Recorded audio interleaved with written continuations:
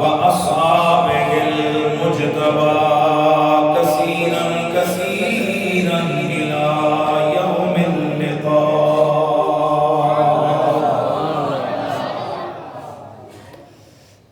أما بعد فأعوذ بالله السميع العليم من الشيطان الرجيم. بسم الله الرحمن الرحيم.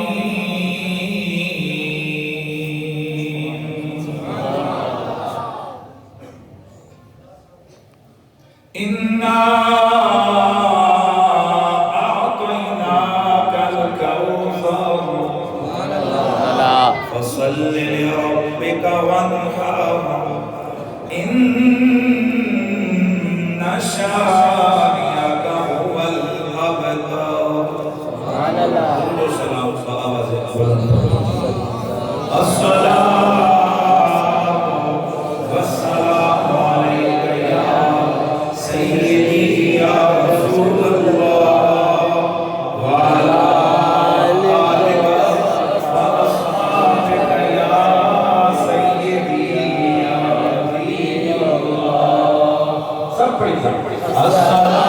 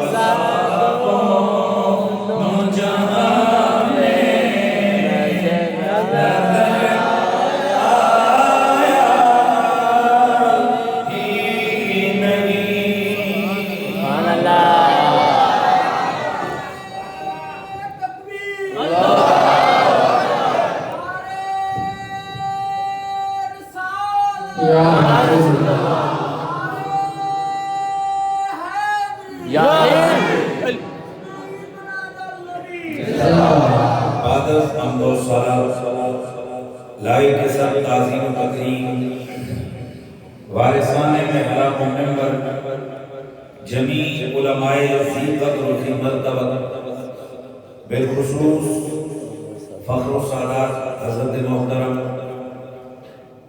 مولانا سید زاہد حسین شاہ صاحب ادام اللہ ذلکم السامی، لائق تعظیم و تکریم حضرت محترم مولانا عطاء المصطفیٰ قادری صاحب، صاحبزادہ والا شان جناب محترم صاحبزادہ احتشام الحق حیدر صاحب، حضرت محترم مولانا سراج الحق قادری صاحب، جناب حضرت محترم مولانا محمد مسکین قادری صاحب، جناب حضرت محترم مولانا قاری راشد جاوید قادری صاحب، دیگر جمیع علماء اہل سنت، جملہ اراکین سیرت کمیٹی مرزا اٹک، جمیع حاضرین و سامعین، السلام علیکم ورحمۃ اللہ تعالی وبرکاتہ۔ گرامی المرتبہ حاضرین و سامعین، آج کی عظیم الشان محفل نبی رحمت سید کونین صلی اللہ علیہ وآلہ وسلم کے میلاد پاک کے سلسلے میں انعقاد پذیر ہے، اور ہم الحمدللہ اہل سنت ہیں، اور سنی ان لوگوں کو کہتے ہیں جو حضور کی اہل بیت اور حضور کے صحابہ کی جماعت سے تعلق رکھتے ہیں، اور ان کی پہچان دو چیزیں ہیں۔ نمبر ایک، یہ پاک نسبتوں سے محبت رکھتے ہیں، اور نمبر دو، یہ پاک نسبتوں کا ادب اور احترام کرتے ہیں۔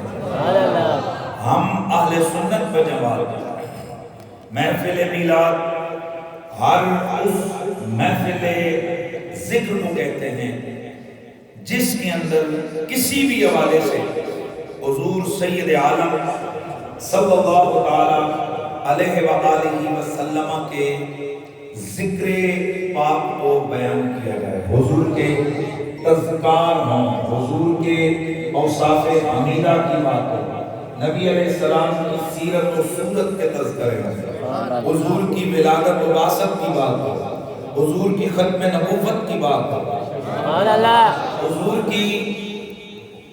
کے حسن و جمال کے تذکرے ہوں، نبی علیہ السلام کے صحابہ و آل کے تذکرے، میرے آقا سید کونین کے علم کی بات، حضور کے فضل و کمال کی بات۔ اب اگلا جملہ سنیے، میرے نبی کے متعلقات کی بات اور میرے رسول کے منصوبات کی بات، ذکر حضور کے خوشبو والے پسینے کا ہو، ذکر میرے نبی کے دلکش مدینے کا ہو، ذکر میرے نبی کے نور والے سینے کا ہو، ذکر حضور کے عینین کریمین کا ہو، یا یدین طیبین کا ہو، یا میرے نبی کے دہن بدن کے دہن کے تذکرے ہو، ذکر حضور کا ہو، سنی اسے محفل میلاد کہتے ہیں۔ آج کی اس عظیم الشان محفل میلاد میں جو اللہ رب العزت نے میرے نبی کو ہزاروں شان عطا فرمائی، ہزاروں اوصاف، ان ہزاروں اوصاف میں سے حضور کی ایک وصف مبارکہ کا بیان کیا جائے گا، اور اسی شان رسالت مآب کو بیان کرنے کے لیے میں نے آپ احباب کے سامنے قرآن مجید برہان رشید کی مشہور سورہ کوثر کی تلاوت کی ہے۔ سورہ کوثر معانی کا سمندر ہے، اس کے فضائل میں، اس کی شان میں محدثین و مفسرین کرام نے بہت کچھ لکھا ہے۔ مشہور واقعہ آپ نے سنا ہوگا کہ جس وقت عرب کے اندر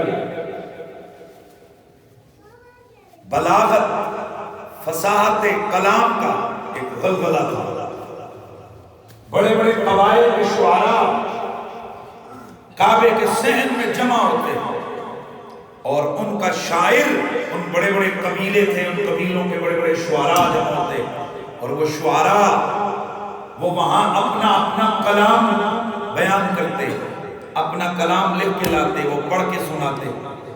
پھر متفقہ طور پر جس قبیلے کے شاعر کا کلام سب سے زیادہ فصاحت، بلاغت، جس میں تشبیہات، استعارات، کنایات اور دیگر صنف کلام کو ذکر کیا جاتا، وہ اس شاعر کے کلام کو لکھ کر کعبے کی دیوار کے ساتھ لٹکا دیا جاتا، اور وہ تب تک لٹکتا رہتا جب تک اس سے بہتر کلام کسی قبیلے کا کوئی شاعر لے کر نہیں آتا. ایک دفعہ اسی قسم کا مشاعرہ جاری تھا کہ میرے نبی علیہ السلام کے چچا زاد بھائی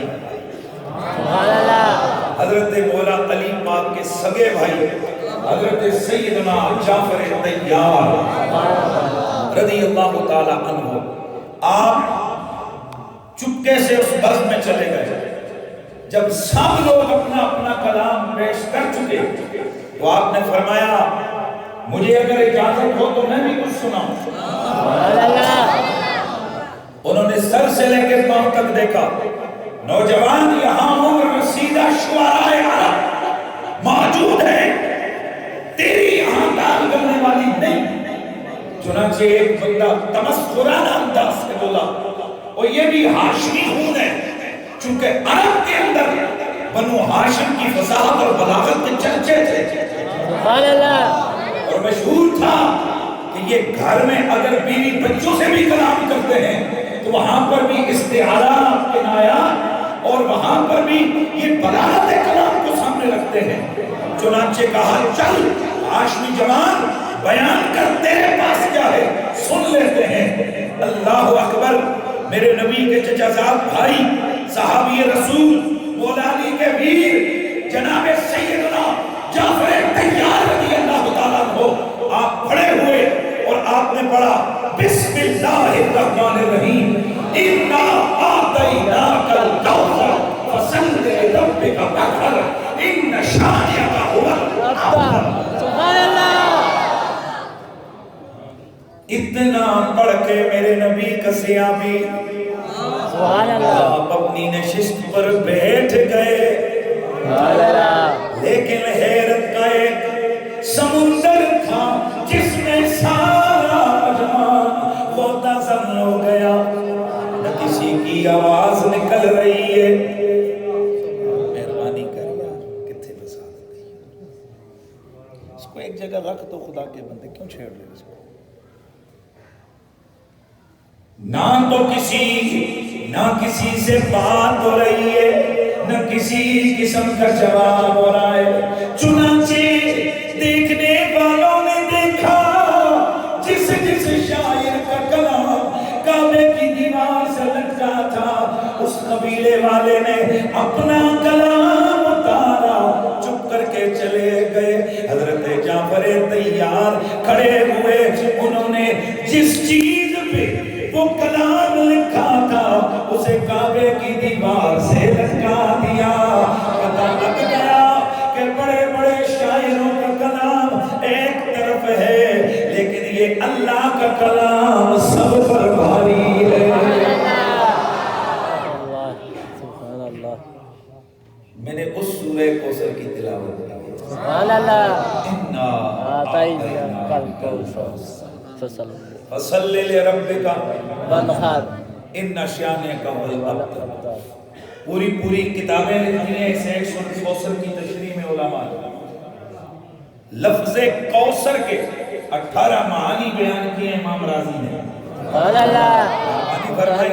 میں کوئی چاہتا ہوں کہ ایک حضور کی شان بیان ہو، اور ویسے بھی اہل سنت کے حوالے سے لوگ یہ باتیں کرتے ہیں جی کہ یہ آتے ہیں تھوڑے چھوڑے تک پڑھ کے چلے جاتے ہیں، کوئی علمی کوئی قرآن و حدیث کی بات نہیں کرتے. تو ذرا آپ اپنا ذوق دیا کریں نا. تسی جناب سارا ذوق لٹا دے ہو شہراں تے پھر خطیب بھی آنا جڑ جنے ماں پیسے لگ رہے شہراں تے ماں کڑی ضرورت ہے.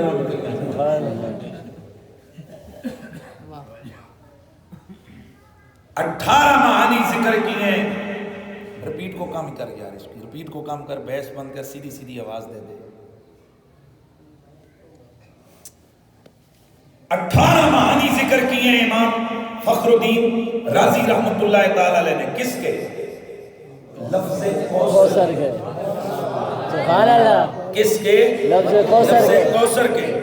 اگر ہم اس کی معنوی وسعتوں میں اتریں، اللہ کی قسم، میں نے اپنے مسجد کا جمعہ میں نے 6 مہینے صرف لفظ کوثر پہ میں نے جمعہ پڑھایا، تو میں بہت کچھ اس پر ہم بیان کر سکتے ہیں، لیکن سادہ معنی ہم بیان کریں گے، اِنَّا آتَيْنَاكَ الْكَوْثَرَ۔ سبحان اللہ، اے حبیب، ہم نے آپ کو کوثر عطا کر دیے، کوثر عطا کر دی، فَصَلِّ لِرَبِّكَ وَانْحَرْ۔ اس فا میں بھی بہت بڑا نقطہ ہے، فَصَلِّ لِرَبِّكَ وَانْحَرْ۔ آپ اپنے رب کی نماز پڑھیے اور قربانی دیجیے، اِنَّ شَانِئَكَ هُوَ الْأَبْتَرُ۔ آپ اپنے دشمن سے بے خبر ہو جائیے، آپ کا دشمن بے نام و نشان رہے گا۔ سبحان اللہ، سبحان اللہ، 3 آیتیں ہیں سورت کی، اِنَّا آتَيْنَاكَ الْكَوْثَرَ۔ یہاں عطائے خداوندی کی بات ہے، اور عطائے خداوندی حضور کو کی گئی ہے۔ سبحان اللہ، اللہ ہمیں بھی بہت کچھ دیتا ہے، کوئی شک آپ سب کو، ہم سب کو اللہ نے بڑی نعمتیں دی ہیں، لیکن ہمیں جو نعمتیں ملی ہوئی ہیں ان میں اور جو حضور کو نعمتیں ملی ہیں ان میں بڑا فرق ہے۔ بے شک، اللہ ہمیں جو دے، توجہ سے سننا ہے، اللہ ہمیں جو دے اس میں کوئی گارنٹی نہیں ہے کہ وہ واپس نہیں لے گا۔ کوئی شک، ہم نے بڑے بڑے دولت مندوں کو بیکاری بنتے ہوئے دیکھا، بڑے بڑے رتبے اور عہدے والوں کو ہم نے ذلیل و رسوا ہوتے دیکھا۔ اسی لیے ایک قانون ہے اللہ رب العزت کا آفاقی، تؤتی الملک من تشاء وتنزع الملک ممن تشاء وتعز من تشاء وتذل من تشاء بیدک الخیر۔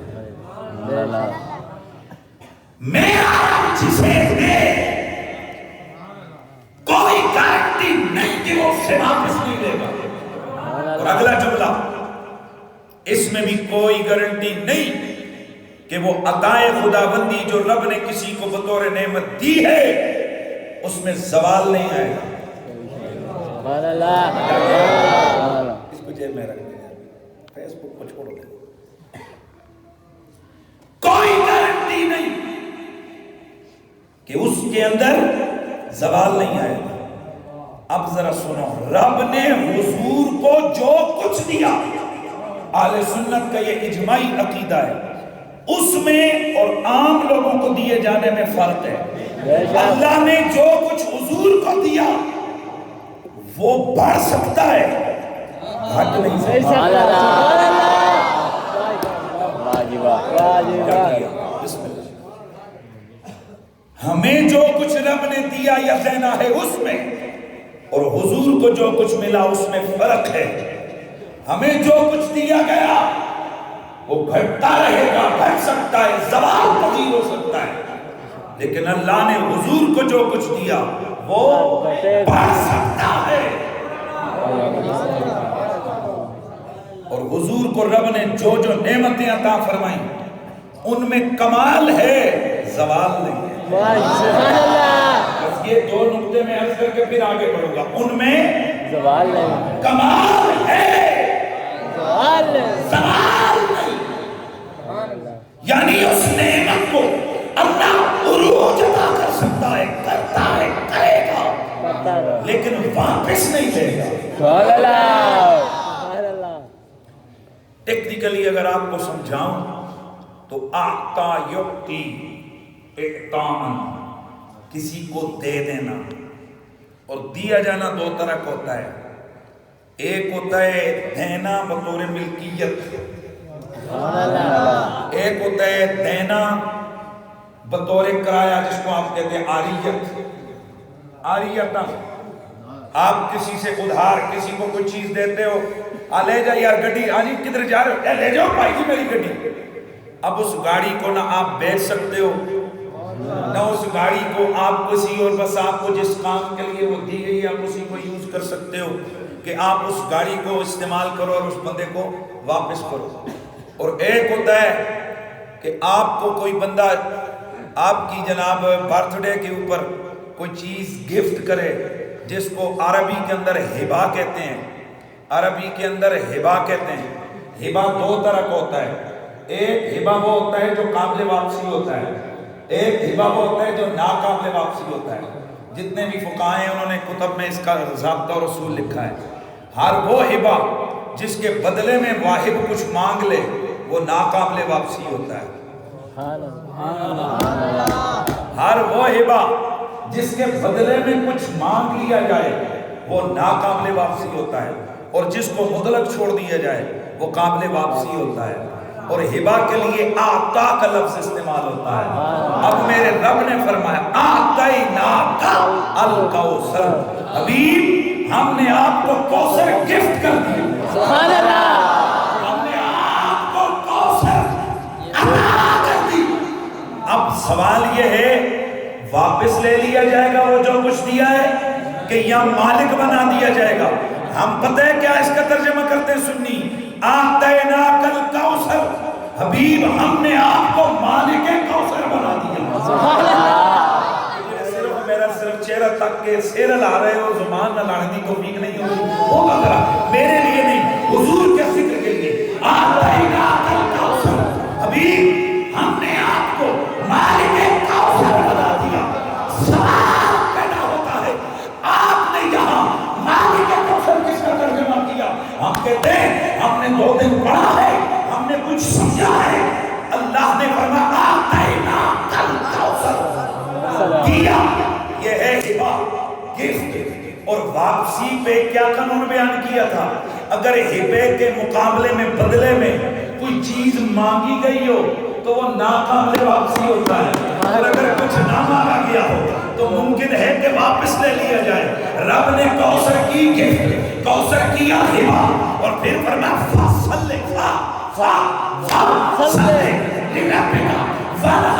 حبیب میں تجھے کوثر دوں گا, تو میری نمازیں پڑھ. سبحان اللہ. اب یہاں ہبا ہے لیکن ہبا کے مقابلے میں کچھ مانگا گیا ہے, کچھ مانگا گیا ہے. لہذا یہ اصول و دستور و قانون شریعت میں ہے یہ ہبا ناقابل واپسی ہے. اور جو ہبا ناقابل واپسی ہو بندہ اس کا مالک ہوتا ہے. اس لیے سنیوں نے ترجمہ کیا آتیناک الکوثر, حبیب ہم نے آپ کو مالک کوثر. سبحان اللہ. اللہ اکبر. زندہ میرے نبی سے محبت کرنے والوں, یہ جو کوثر ہے اس کوثر میں کیا کیا ہے؟ سبحان اللہ. اس کوثر کے اندر میرے رب نے اپنے نبی کو کیا کیا دیا ہے؟ اب اگر الکوثر کے اس سیغے کی طرف آئے, کوثر کثرت سے فوعل کے وزن پہ مبالغہ کثیر آ گئے. اب ذرا سنو, کوثر فوعل کثرت پر بھی مبالغہ, مطلب یہ ہے کہ حبیب ہم نے آپ کو کثرت کی بھی کثرت دے دی ہے. اس کا سادہ معنی بنتا ہے حبیب ہم نے آپ کو سب کچھ دے دیا. میرے خیال میں آپ کو بات نہیں سمجھ آئی. کثرت کی بھی کثرت,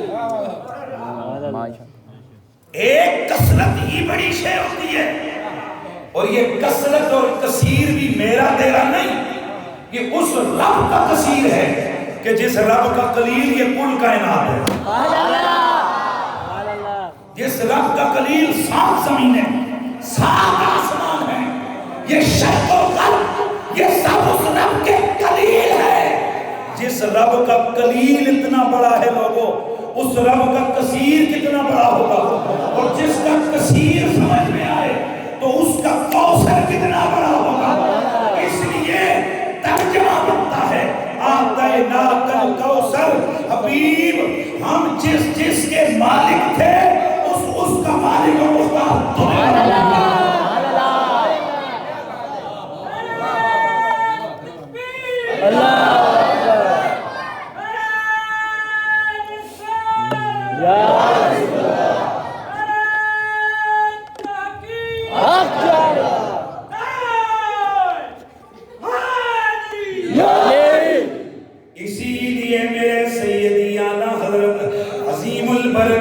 مجدد دین و ملت اشنا امام احمد رضا خان فاضل والے بریلوی علیہ رحمت الرحمن آپ فرماتے ہیں کہ میں تو مالک ہی کہوں گا کہ ہو مالک کہ حبیب، میں تو مالک ہی کہوں گا کہ ہو مالک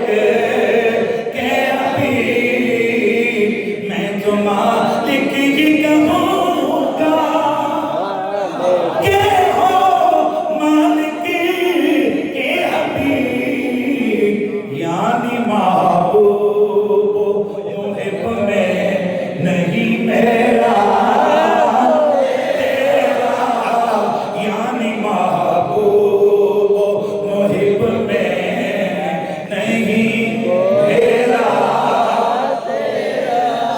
اللہ اکبر۔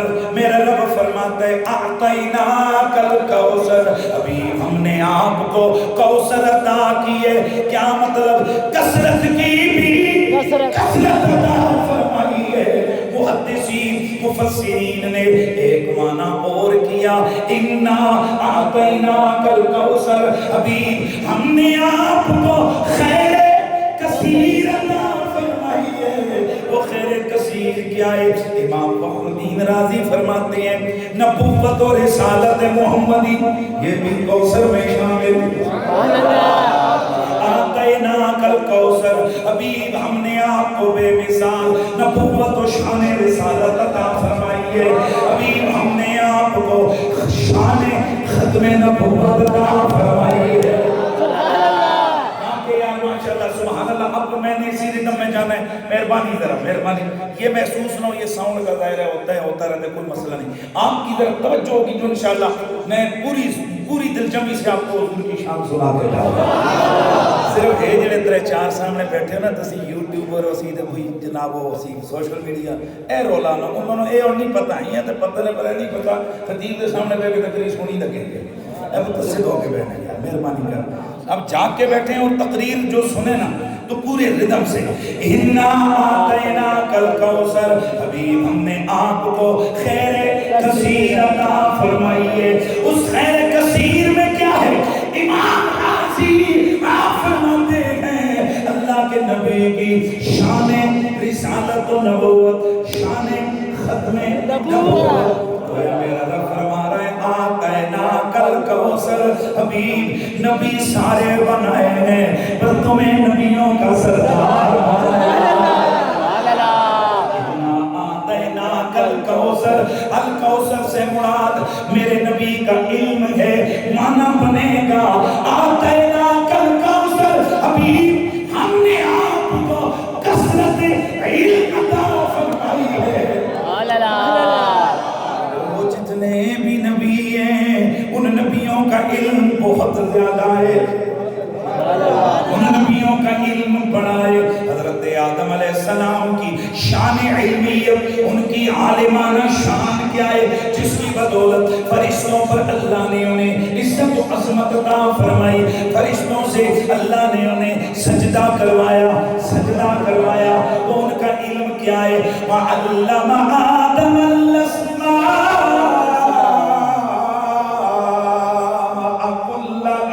سبحان اللہ۔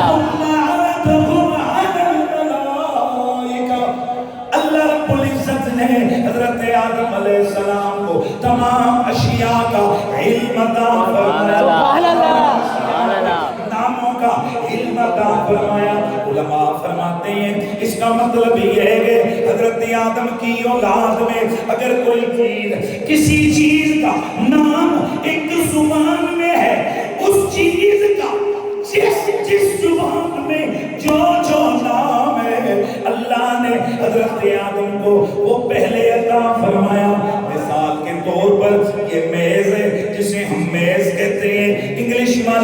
لیبل کہتے ہیں اور زبانوں والے جو اس کا نام رکھتے ہیں وہ سب آدم کو رب نے سکھا دیے. اب یہ تو علم ہے حضرت آدم کا جس کی بدولت سارے فرشتوں نے حضرت آدم کے سامنے سب سجدے میں جھکایا ہے. جناب آدم کا علم بھی پڑا, جناب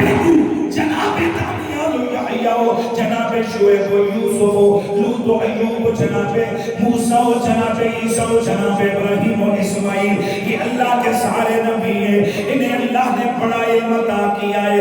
لیکن امام بوصیری فرماتے ہیں فاق النبیین فی خلق و فی خلق ولم یشدانوا فی علم ولا کانی وکلہم من رسول اللہ ملتمس غرف من البحر او رشف من الدیم. اللہ کے نبی سارے شان والے, لیکن ہمارا نبی ان سارے نبیوں سے بڑی شان والا ہے. ہمارا نبی علم میں, فضل میں, کرم میں بے مثل و بے مثال ہے. جتنا علم اللہ نے میرے تمہارے نبی کو عطا کیا ہے, جتنا کرم ہمارے نبی پہ ہوا ہے, ہمارے نبی کے کرم, ہمارے نبی کے علم کے قریب بھی سارے نبی مل کر پہنچ نہیں سکتے. یہ ایک بات آپ کو سمجھانے لگوں, شاید میں نے اس سے قبل بھی آپ کے سامنے یہ مثال دی ہوگی. یہ میرے پاس ایک نوٹ ہے, کتنا 100 کا, یہ بڑا ہی ہے, یہ پکا دے دو. نہیں یار میرے ہی ہیں تو دے دو اٹھا کے. یہ بڑا ہے کہ یہ بڑا ہے کہ یہ اکیلے تھے نا تو یہ بڑا تھا, اور جب سب مل گئے تو یہ جڑ کے بڑے ہو گئے. ذہن میں آ سکتا تھا ایک بھائی ایک مقابلہ ہو میرے نبی سے تو میرے نبی کا پلڑا بھاری, اور شاید اگر سارے مل جائیں تو میرے نبی والا پلڑا نیچے ہو جائے. فرمایا نہیں, سارے مل بھی جائیں نا تب بھی میرے حضور کے قریب.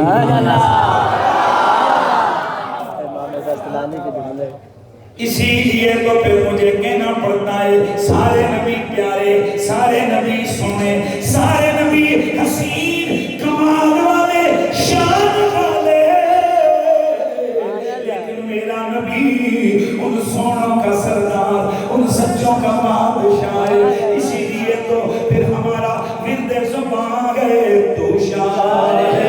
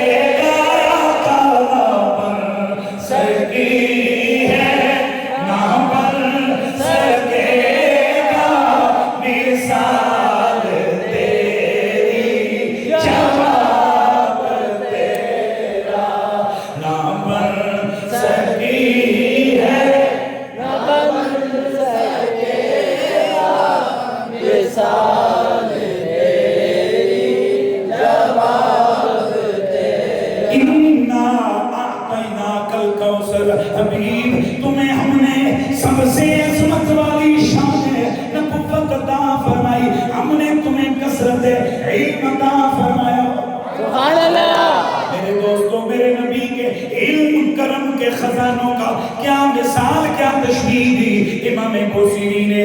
آپ فرماتے ہیں کہ یہ جتنے بھی نبی ہیں یہ سارے کے سارے ہمارے نبی کے ملتمس ہیں.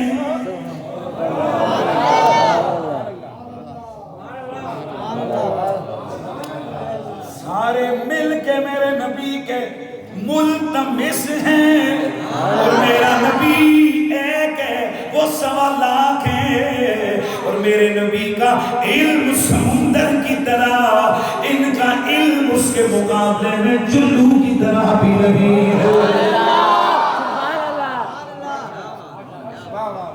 میرے سیدی اعلیٰ حضرت امام اہل سنت امام احمد رضا خان فاضل بریلوی علیہ رحمہ نے الدولۃ المکیہ، ایک دن میں جو کتاب اعلیٰ حضرت نے علم غیب کے مسئلے پر عرب شریف میں حرم شریف میں بیٹھ کر لکھی،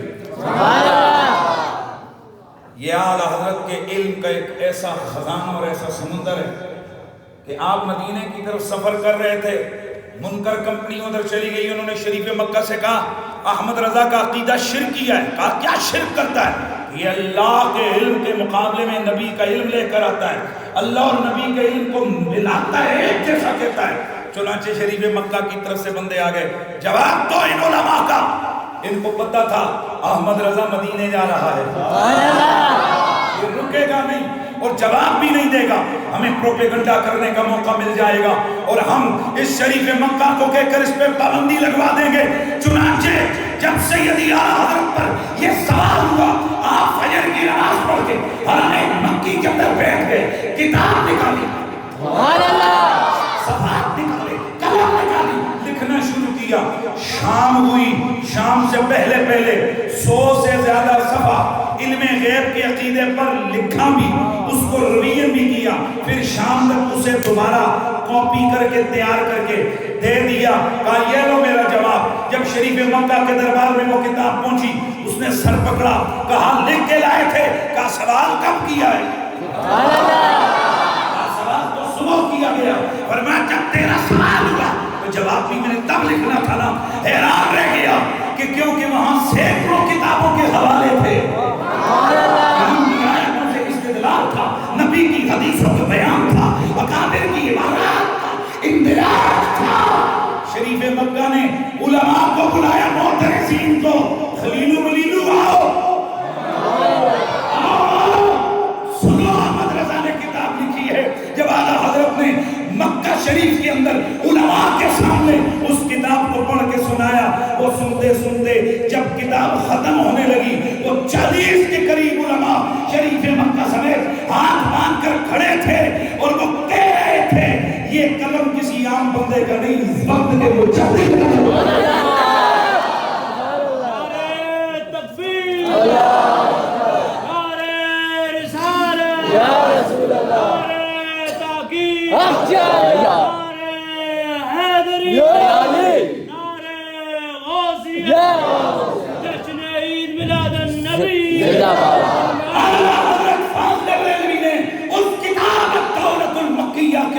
اہل سنت و جماعت کا علم غیب کی بابت عقیدہ بیان کیا کہ ہم نبی کے علم کے بارے میں کیا عقیدہ رکھتے ہیں، تو آپ نے لکھا اللہ کا علم ذاتی، ازلی، ابدی، لامحدود ہے۔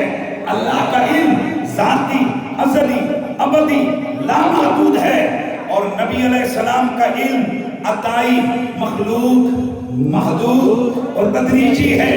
اور اگر مقابلہ کروایا جائے سمجھانے کے لیے تو اللہ کا علم 7 سمندروں کی طرح، اس کے مقابلے میں ہمارے نبی کا علم اتنا بھی نہیں جتنا چڑیا کی چونچ میں پانی کا قطرہ۔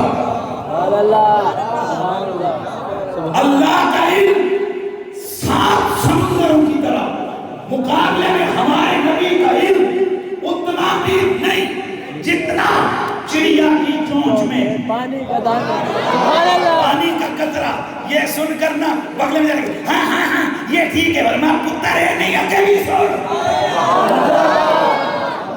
آگے بھی سن ہمارے عقیدے کے اگلا ہمارا عقیدہ کیا ہے۔ فرمائے یہ تو اللہ اور ہمارے نبی کے علم کا مقابلہ ہے، اب ایک طرف رکھ میرے نبی کا علم، دوسری طرف رکھو کل مخلوق کا علم، جس میں جن بھی ہیں، انسان بھی ہیں، فرشتے بھی ہیں، حوریں بھی ہیں، غلمان بھی ہیں، حتیٰ کہ سوالات نبی بھی ہیں۔ اس تمام مخلوق کا علم ملایا جائے تو ہمارے نبی کا علم 7 سمندروں کی طرح، اور اس کے مقابلے میں ان سب کا علم ملا کر چڑیا کی چونچ میں پانی کے قطرے میرے خیال میں آپ کو اپنے نبی کی یہ شان نہیں چنگی لگی کہ آپ کے منہ سے سبحان اللہ نکالتے ہوئے تکلیف۔ بندگان خدا مت دیکھو کہ تقریر کون کر رہا ہے، یہ دیکھو وہ تمہارے نبی کی شان بیان کر رہا ہے۔ دلوں کے اندر سے حسد، بغض اور کینے کے بتوں کو توڑو۔ آمنہ کے لال کا ذکر، یہ وہ نعمت عظمیٰ ہے جس قوم کے پاس حضور کا پیار، محبت اور حضور کا عشق اور حضور کا ذکر آ جائے، ان کے دلوں میں نور ہوتا ہے، بغض اور کینہ نہیں ہوتا۔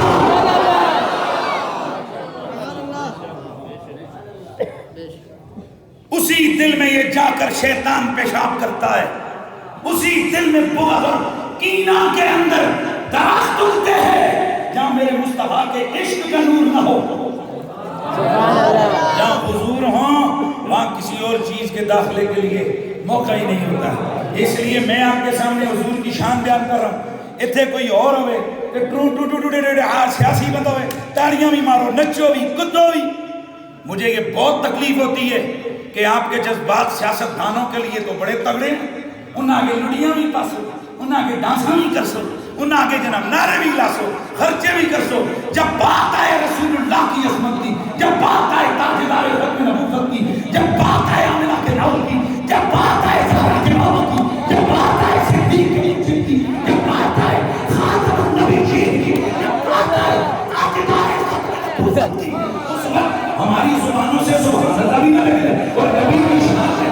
سبحان اللہ، خدا کے قسم یہ طریقہ ٹھیک ہے۔ حضور کی شان سن کے جھوم کے کہا کرو سبحان اللہ۔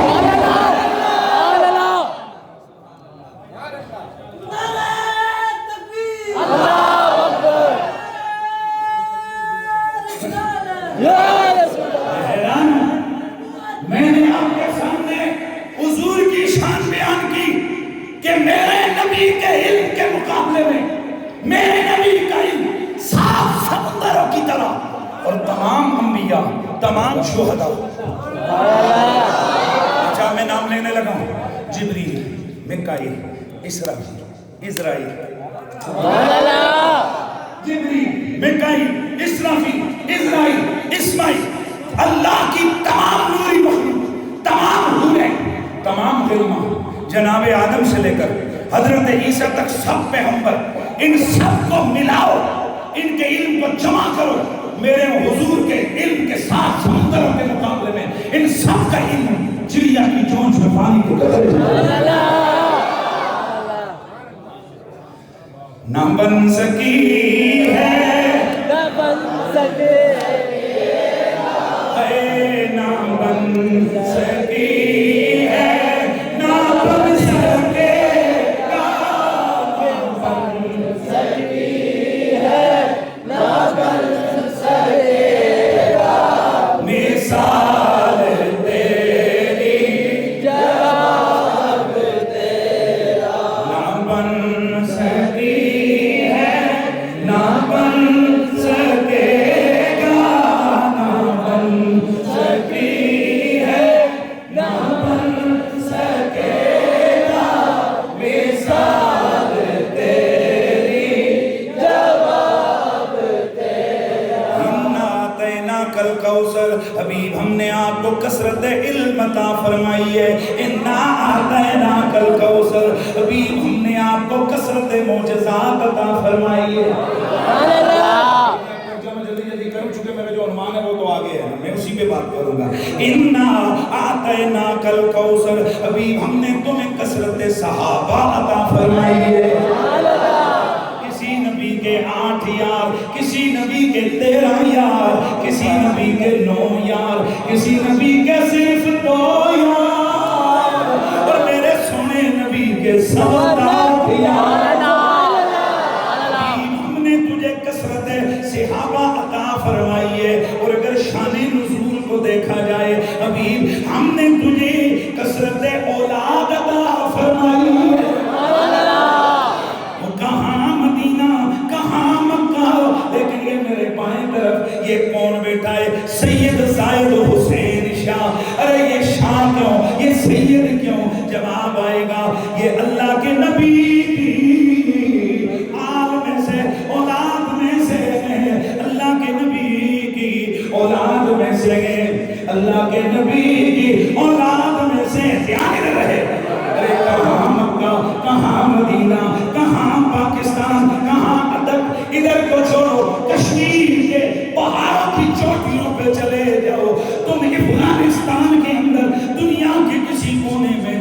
تمہیں کوئی نہ کوئی نبی کی آل کا شہزادہ نظر آئے کہ تو چوں جانا کرنا کہاں مدینہ کہاں مکہ ادھر تم سید کدھر سے آ گئے یہ اس کوثر کی کثرت کا کمال ہے حبیب ہم نے آپ کو کثرت اولاد عطا فرمائی ہے اعطیناک الکوثر حبیب ہم نے آپ کو کثرت اولیاء امت عطا فرمائی اعطیناک الکوثر حبیب ہم نے آپ کو امت کی کثرت عطا فرمائی ہے سمجھ آ رہی ہے 18 معنی بیان کیے ہیں کس نے امام راضی میں ان ساروں کو چھوڑتے ہوئے آخری معنی کر رہا ہوں اور اسی معنی کے ذیل اور ضمن میں میری آیت کی تقریر ہے اِنَّا آتَيْنَاكَ الْكَوْثَرَ حبیب رب نے آپ کو کثرت حسن عطا فرمائی ماشاءاللہ ماشاءاللہ ماشاءاللہ ایسے نہیں ذرا دھام آئے نا تو صحیح ہے کثرت حسن تمہیں عطا فرمائی ہے مطلب کیا حبیب میں نے بڑے بڑے سونے بنائے ہیں اور جتنا حسن میں نے تمہیں دیا ہے اتنا حسن کسی اور کے حصے میں نہیں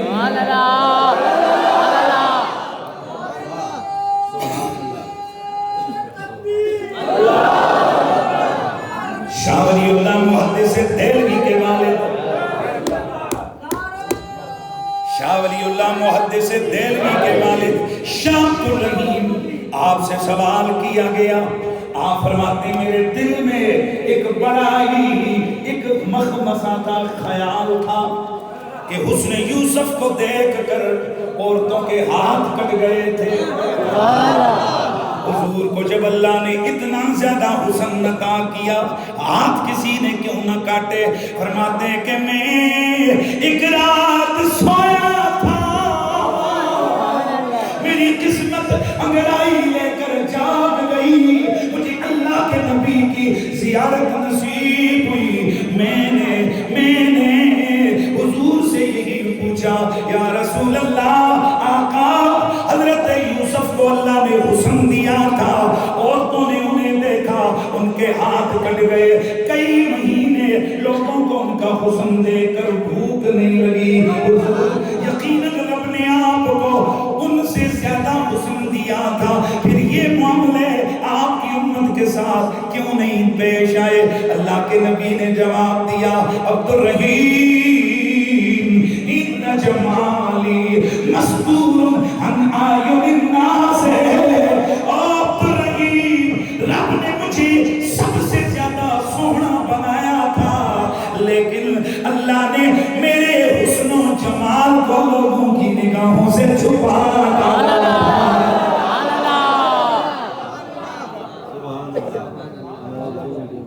اللہ اس کو میں اگر عشق کی رنگ میں سمجھاؤں تو آپ کو یوں سمجھ آئے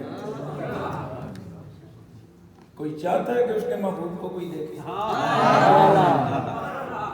گولیاں چل جاتی ہیں کیوں ماری ہے گولی انہوں نے فلان طرف آنکھ اٹھائی ہم وہ آنکھ چھین لیں گے سمجھ گئے اس کو تو اور میں اتنے غیرت مند ہیں ہمارے محبوب کی طرف کوئی دیکھے ہم دوجا برداشت نہیں کرتے کہ کوئی اور بھی اس سے پیار کرے اور رب نے جسے محبوب بنایا وہ خود زور دے کر کہہ رہے اسے بناؤ گے تو میں بناؤں گا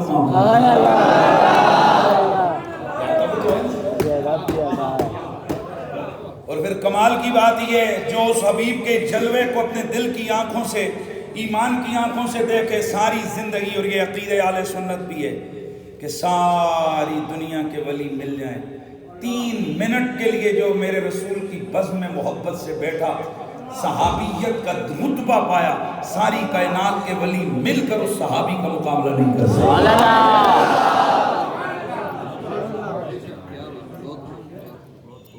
اور میں آپ کو یہ مسئلہ کچھ یوں سمجھانا چاہتا ہوں میرا نبی مطلوب و مقصود کائنات ہے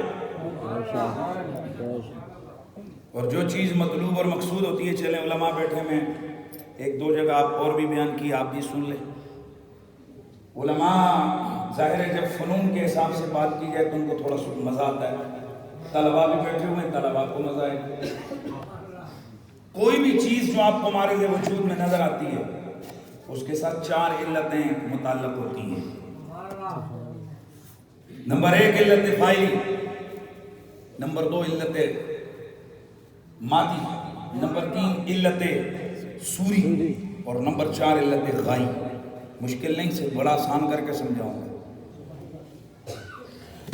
یہ ٹیبل میرے سامنے ایک چیز پڑی, اس کو جس نے بنایا وہ اس کی علت مادی ہے, اس کی علت فاعلی ہے, یعنی اس کو بنایا کس نے؟ یہ لکڑی سے, ویم بورڈ وغیرہ سے بنا ہے, یہ اس کی علت مادی ہے. اس کی یہ جو شیپ ہے اس کی علت سوری ہے, اور اس پر یہ رکھیں گے, یہ رکھیں گے, چائے رکھیں گے مہمانوں کے آگے, یہ اس کی علت غائی ہے. یعنی کیوں بنا رہے ہیں, اور بنانے سے پہلے ابھی یہ بنی نہیں تھی, یہ غائب سامنے تھی, مقصود تھی. داڑا کے مقصد ہے کہ میں کوئی لوارانیاں گلا کرن لگا, سمجھا رہا ہوں. ٹیبل ابھی بنایا نہیں ہے مستری نے, لیکن اس کے سامنے اس کی غایت موجود ہے. کیا کہ یار میں ایک شے بناؤں گا جو اس قسم کی ہوگی, اور اس پر میں مہمان کے آگے چائے وغیرہ ہو جا کر چیز رکھوں گا. اب اہل سنت میں کوئی ایک بندہ بھی ایسا نہیں ہے جو یہ نہ مانتا ہو کہ حضور مقصود کائنات ہے. جڑے مندے ہو بولو, جڑا نہیں مندہ ہو جاوے جہنم چے جاوے. اس میں دیوبندی بریلوی کا کوئی چکر نہیں ہے. تمام اہل سنت و جماعت متفقہ طور پر فرماتے ہیں کہ حضور مقصود کائنات ہے. کائنات اللہ نے حضور کے لیے بنائی ہے. مقصود کائنات آمنہ کا لال ہے, باعث تخلیق کائنات حضور ہے. علت فاعلی کائنات کی اللہ, علت مادی ہے آپ کو نظر آ رہے, کوئی زمین کوئی آسمان, یہ سب چیزیں عناصر اربع. علت سوری, یہ جو کائنات بنی ہے جس جس رنگ میں موجود ہے. اور اس کی علت غائی کیوں بنائی ہے؟ حضور کے لیے. سبحان اللہ. اس کا مطلب یہ ہوا کہ کائنات ابھی بنی نہیں پر حضور پہلے سامنے ہے. حضور مقصود ہے اور مقصود پہلے سامنے ہوتا ہے. تم کس محمد عربی کی بات کرتے ہو؟ یہ تو وہ ہے کہ ابھی رب نے اس کائنات عالم کو عدم سے وجود میں نہیں لایا تھا. میرے رب کے پیش نظر صورت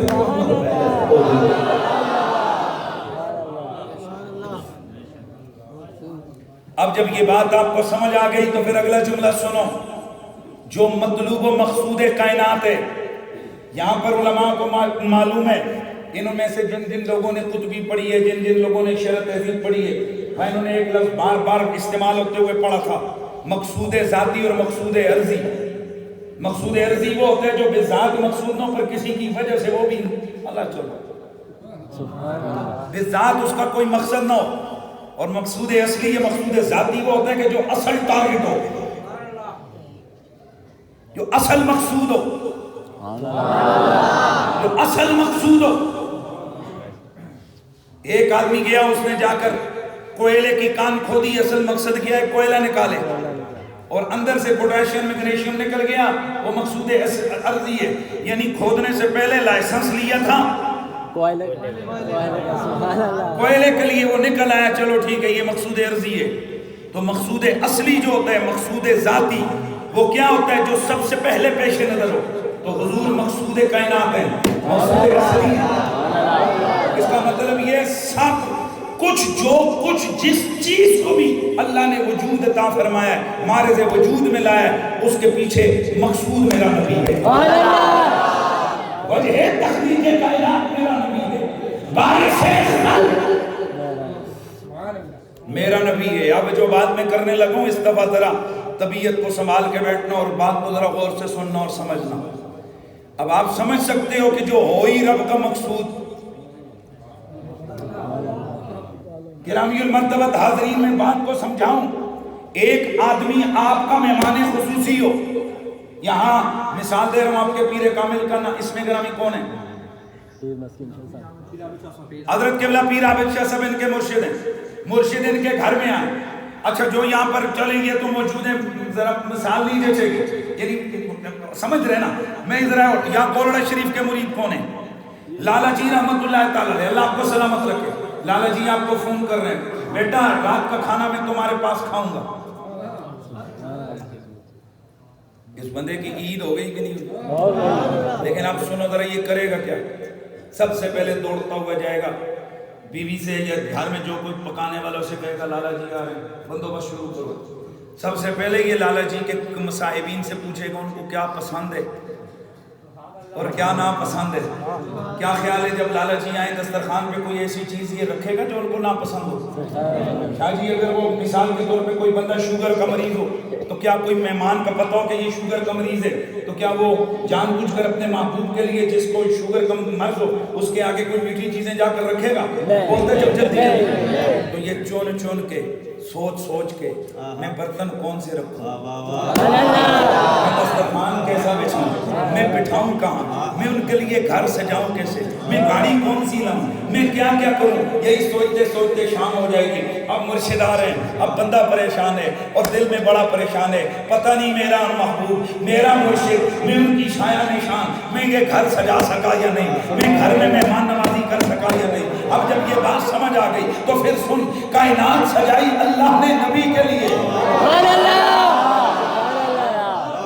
کائنات سجائی اللہ نے نبی کے لیے، کل کائنات بنائی اللہ نے نبی کے لیے. اب ذرا دماغ پہ زور دے اور سوچ، میں اور تو اتنا کریں گے جو ہمارے بس میں ہو، اور جو ہوئی مختار کائنات خود ہی فیصلہ کر اس نے اپنے نبی کے لیے اس کائنات عالم کو کیا رکھ دیا ہوگا. اب ذرا سن، میں اسی لیے کہا کرتا ہوں میرا نبی جب مطلوب و مقصود کائنات ہے تو میرا نبی چنا ہوا ہے، میرا نبی مقصود کائنات ہے تو میرے نبی کی ذات سے جو کچھ جڑ گیا وہ بھی چنا گیا، وہ بھی چنا گیا.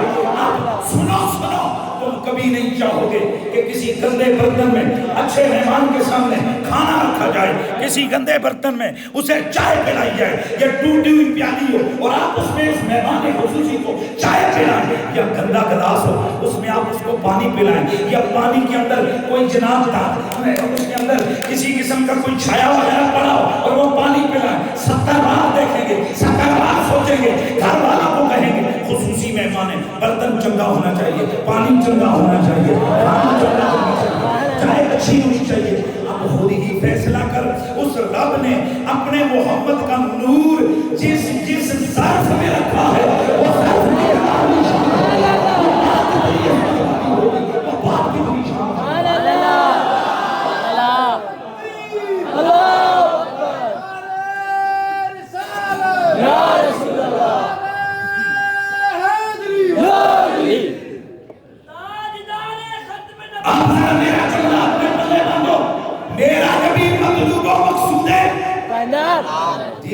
میرا نبی مطلوب و مقصود ہے کائنات ہے.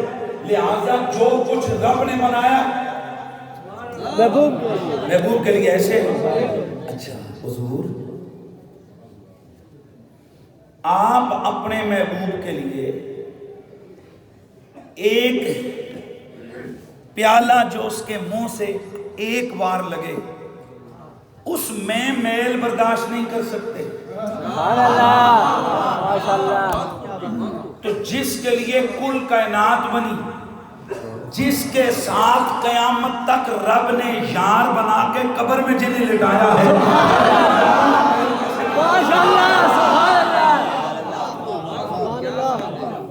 اس لیے میرے دوستو یاد رکھو اللہ کے نبی سے جو جو متعلق ہو گیا وہ چن لیا گیا.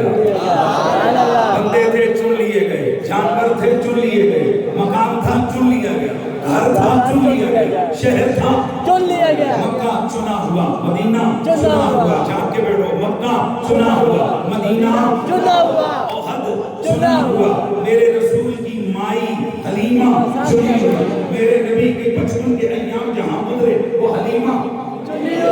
ابو طالب عبد المطلب کے گھر میں میرا نبی عبد المطلب چنا ہوا. میرا نبی جن ہاتھوں سے کھا رہا ہے وہ ہاتھ چنے ہوئے، جن جانوروں کا دودھ پی رہا ہے وہ جانور چنے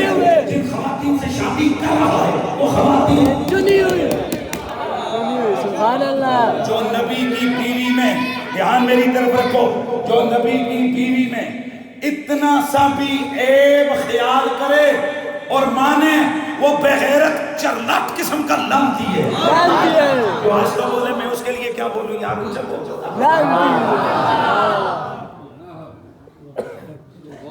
جو نبی کی بیویوں کے لیے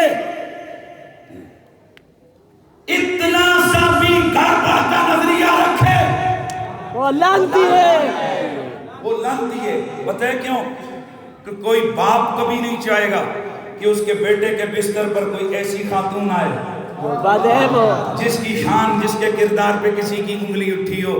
حالانکہ باپ بعض اوقات جان بوجھ کر تو نہیں کرتے، لیکن بعد میں پتہ چلتا ہے میرے بیٹے کے عقد میں آنے والی خاتون اس کے حیاء شان نہیں تھی، اس کے لائق نہیں تھی، اس کی عادتیں ٹھیک نہیں ہیں۔ دوستو، جو رب ازلی ابدی ہے، جس کا مطلوب و مقصود کائنات محمد ہے، جو کائنات عالم بنا ہی حضور کے لیے رہا ہے، کائنات میں بشر بنے حضور کے لیے، جنات بنے حضور کے لیے، زمینیں بنی حضور کے لیے، ستارے بنے حضور کے لیے، جنتیں بنی حضور کے لیے، یمین یسار دریا بلبل ترنم، یہ گل، یہ تبسم، یہ دریا، یہ روانی، یہ سمندر، یہ کویانی، یہ گنجے، یہ جگہ، یہ گلیاں، یہ بہر، یہ کھلیاں، یہ باغ، یہ دبستان، یہ جمالستان، یہ کل کائنات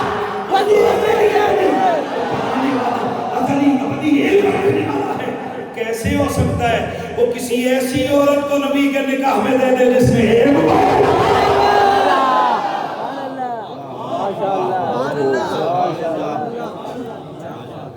اس وجہ سے ہم کہتے ہیں کہ جو شخص نبی کی کسی بیوی کے لیے اتنے سے عیب، اتنی سی خرابی نہ رکھے، وہ لعنتی ہے۔ کیوں؟ اس نے خدا کے انتخاب کو چیلنج کیا۔ دوستان گرامی ذرا سمجھو سمجھو سمجھو۔ نام کیا برادر آپ کا؟ حیدر عباس نے اپنے مرشد کے لیے کھانا پکایا، لیکن جہاں اس بزم میں بیٹھنے والے لوگ ہیں، وہ بزم کے بعد، کھانا ختم ہونے کے بعد آپس میں ایک دوسرے کو بیٹھ کر کہہ رہے ہیں یار دال میں مرچیں تیز تھی، یار فلاں چیز کے اندر بو آ رہی تھی، مجھے بتاؤ وہ جو کھانے کو کہہ رہے ہیں برا، وہ حقیقت میں کس کو ہٹ کر رہے ہیں؟ حیدر اقرار، بھائی اس گھر والے کو نا، اس کو ستا رہے ہیں، گویا یہ اس کی مہمان نوازی کو چیلنج کر رہے ہیں، اس کی مہمان نوازی پہ انگلی اٹھا رہے ہیں کہ اس نے کھانا شاید شان نہیں پکایا۔ اسی طرح کائنات بنائی رب نے نبی کے لیے، صحابہ چنے رب نے نبی کے لیے، آل چنی رب نے نبی کے لیے، خاندان چنا رب نے نبی کے لیے۔ اب ان چنی ہوئی ہستیوں پہ جو بغیرت انگلی اٹھائے وہ ان پہ نہیں اٹھا رہا، وہ کائنات کے رب کے انتخاب کو چلے۔ کیونکہ میرے نبی کا منٹ منٹ، لمحہ لمحہ، گھنٹہ گھنٹہ، بس یہ بولو گے تو پھر بات سمجھ گئی۔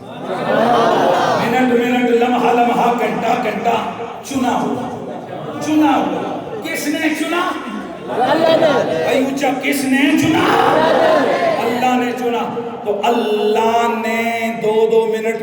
اچھا میرا ایک جملہ سنو، صحابی ہم اس بندے کو کہتے ہیں کہ جو حضور کی بزم نور کے اندر چاہے ایک دفعہ حالت ایمان میں حضور کو دیکھے اور اسی حالت ایمان میں دنیا سے پردہ فرما جائے، وہ کون ہوتا ہے؟ یہ عقیدہ بن گیا نا کہ وہ جو 3 منٹوں کے لیے بھی آیا، بھائی اگلا زمانہ بولو، چنا ہوا، بولو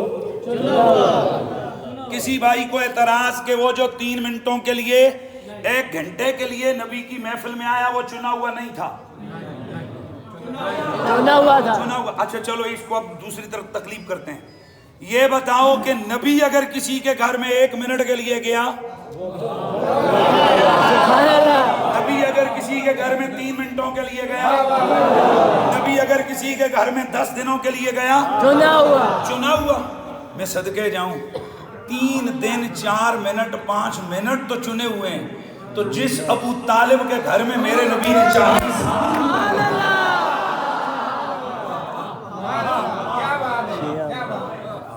منہ تلا جھٹ مارنا نا.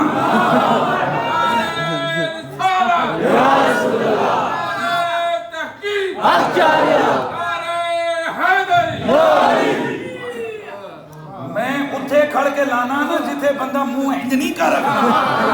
سبحان اللہ. ہاتھ جوڑ کے کہوں گا ذرا سوچو. بکریاں تو چنی جائیں, سبحان اللہ. سواری کے ڈنگر تو چنے جائیں, کبھی جن اونٹنیوں پہ بیٹھے وہ تو چنی ہوئی ہوں.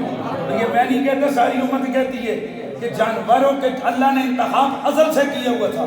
اور جس کو رب فخر کروے, رب احسان جتلا کر کہے وَوَجَدَكَ ضَالًّا فَهَدَىٰ أَلَمْ يَجِدْكَ يَتِيمًا فَآوَىٰ. حبیب ہم نے تجھے یتیمی کے حالت میں تجھے ایک ٹھکانہ عطا کیا, اور وہ ٹھکانہ گھر ہو ابو طالب کا. سبحان اللہ. میں کچھ نہیں کہتا, ایمان کفر میں نہیں پڑھانا چاہتا, لیکن یہ دعوت تو نہ دینا چاہتا ہوں نا. اگر 3 دن خدا نے چنے ہیں تو یہ 40 سال کے لگتا ہے. سبحان اللہ.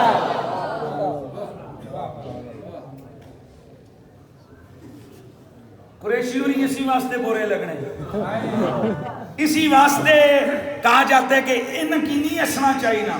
پر جہاں جہاں رب نے ہمارے نصیب میں محمد و آل محمد و اصحاب پیغمبر کے قصیدے لکھنے, قصیدے پڑھنے لکھے ہوئے ہیں نا, ہم نے وہاں جانا ہے اور جم جم کے شان محمد و آل اصحاب.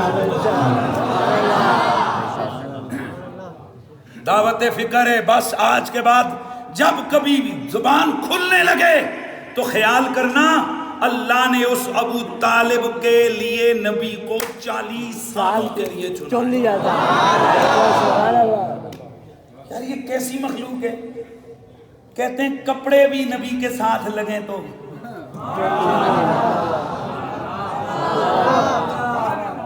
ابو لہب نے ایک دفعہ ایویں کیا, ایویں کی طرف ساری زندگی بتوں کو پوجتا رہا, نبی کی دشمنی کرتا رہا, پر ولادت محمدی پہ ایسے کیا انہوں نے انگلی میں چوئی نکلتا نظر.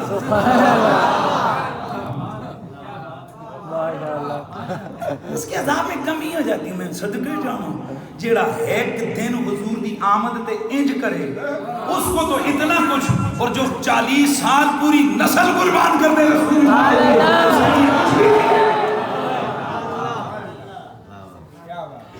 بس. میں تو یہی کہنا چاہوں گا جیسے سرکار ہے ایسا نہیں کوئی, جیسے میرے سرکار ہے ایسا نہیں کوئی, جیسے میرے سرکار. ہم نے آپ کو کثرت حسن عطا فرمائی ہے. مطلب یہ میرا نبی سونے تو ہم نے بڑے بنائے ہیں, پر جیسا حسن تمہیں عطا کیا گیا ہے ویسا سونا کائنات میں کوئی آیا ہی نہیں ہے. جیسے میرے سرکار ہیں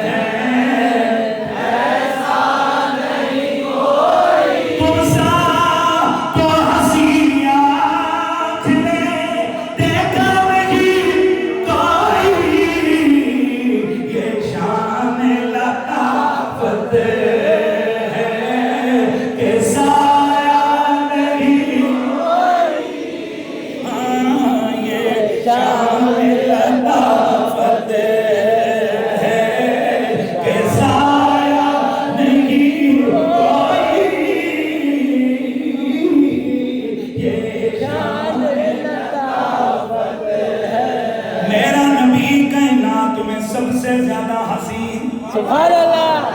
حسینوں معجبینوں نازنیوں تو بہت سے ہیں, مگر کوئی میرے سرکار جیسا ہو نہیں سکتا. سبحان اللہ. مگر کوئی میرے سرکار جیسا ہو نہیں سکتا.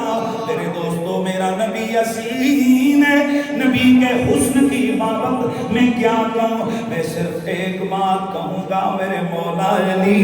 سبحان اللہ. آپ سے کسی نے پوچھا کہ حضور کیسے نظر آتے تھے، مولا علی سوچ میں پڑ گئے کہ میں کس سے حضور کو تشبیہ دوں۔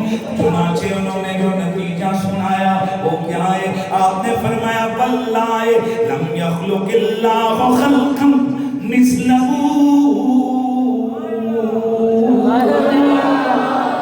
اللہ کی قسم ہے حضور جیسی کائنات میں رب نے کوئی چیز بنائی نہیں۔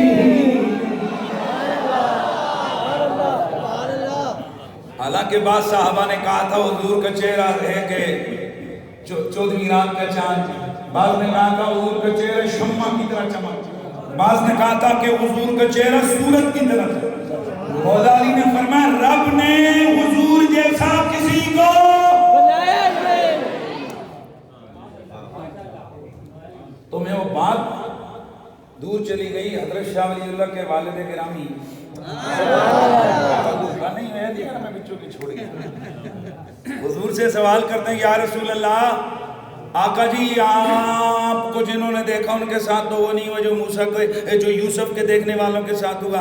حضور نے فرمایا ان جمالی مستور عن اعین الناس، اللہ نے میرے حسن کے جلووں کو مخلوق کی نگاہوں سے چھپا کے رکھا ہے۔ توجہ، مخلوق کی نگاہوں سے چھپا کے رکھا ہے، اور اگر میرے حسن کو اللہ ظاہر کر دیتا تو یوسف سے کہیں زیادہ معاملات نظر آتے۔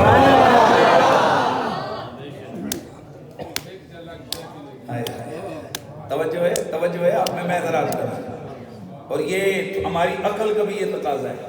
میں اور آپ نہیں چاہتے ہیں کہ ہمارے معبود کو کوئی دیکھیں ہم اس کی آنکھیں نوچ لیں، اور رب اپنے حبیب کو دیکھنے والوں کو صحابیت کا درجہ دے رہا ہے۔ سبحان اللہ۔ ایک شاعر کہتا ہے نا کہ مورے نینا میں جوان بسو تو میں نینا ہی جھانپ دوں، نہ خود دیکھوں کہے اور کو نہ تمہیں ویکھن دوں۔ محبوب اگر میری آنکھوں کے اندر آ جاؤ نا یوں تو میں آنکھیں بند کروں، نہ مجھے تیرے سوا کوئی دکھے نہ تجھے کوئی اور دیکھے۔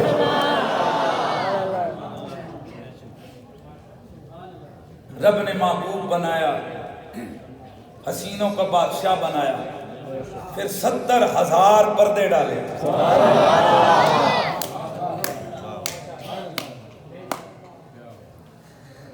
جو 70,000 پردوں کے پیچھے سے دیکھتا ہے اس کی بھی یہ حالت ہو جاتی ہے، اس کا بھی یہ انداز ہو جاتا ہے۔ جو 70,000 پردوں کے پیچھے سے دیکھتا ہے اس کا بھی یہ رنگ ہو جاتا ہے کہ وہ مسلمان نہیں، وہ کافر ہوتا ہے۔ واقعہ